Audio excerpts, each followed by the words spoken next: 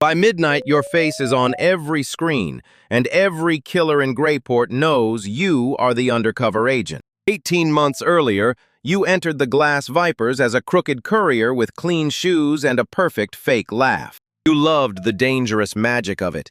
One nod opened velvet doors, locked offices, and whispered rooms smelling of smoke.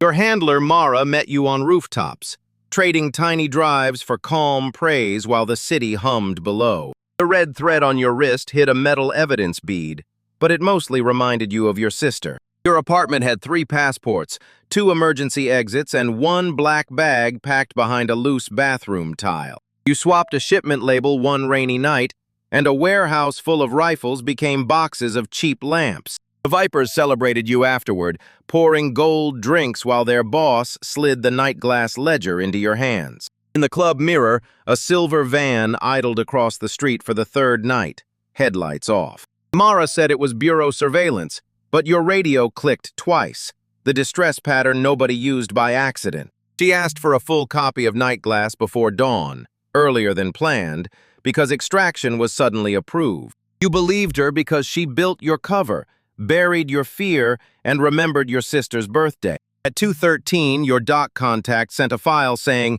"If the van returns, do not call your handler." Then overnight, the city blinked awake with your real face, cover address, and bureau oath dumped online. Your Viper phone buzzed until it felt alive, each message using the same word: rat. The boss called with a soft voice and invited you to the club, which meant a chair, tape, and knives. You ran to the safehouse instead, but the door was open and your escape bag was gone. Photos of you covered the kitchen tiles, circled in red marker like someone had practiced hating you. Mara finally answered, whispering to trust no one, not even the bureau, and keep moving until she called. When you tried your badge, the screen flashed dead red. The bureau had marked you rogue. You slipped into the fish market for Juno, your best informant, but vendors backed away from your shadow. Juno hissed that someone warned him you sold every contact.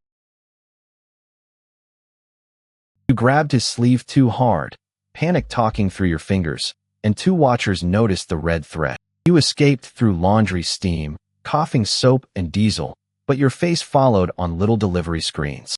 Now the question burned worse than fear.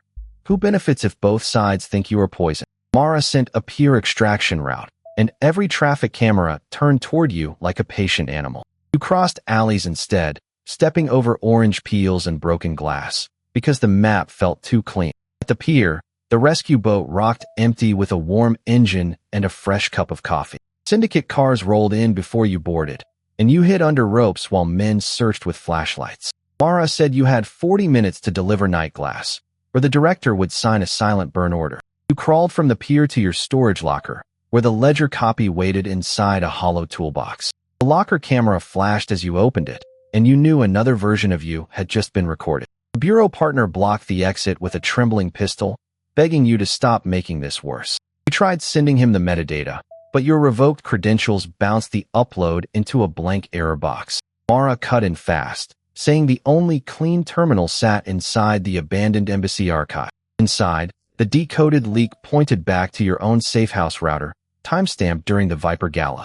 Your stomach dropped, because you were on stage then, smiling beside the boss under blue lights. Only a master override could have entered your kitchen, and Mara was the only one who carried it. Before you could breathe, she sent audio of your sister laughing from the bureau protection room. So you made the irreversible choice. Stop running from hunters and walk into the bureau archive yourself. You reached the archive basement through a maintenance hatch, using old clearance codes Mara once taught you. The red thread bead clicked into the evidence port, secretly copying Nightglass to the oversight vault. Mara waited behind the glass wall, calm as sleep, holding your folded evacuation code. She admitted she exposed you to smoke out a mole, then decided your fear made a better confession. Every route she gave you had cameras, every warning isolated you, and every panic became edited evidence. She said the sister audio was archived, not live.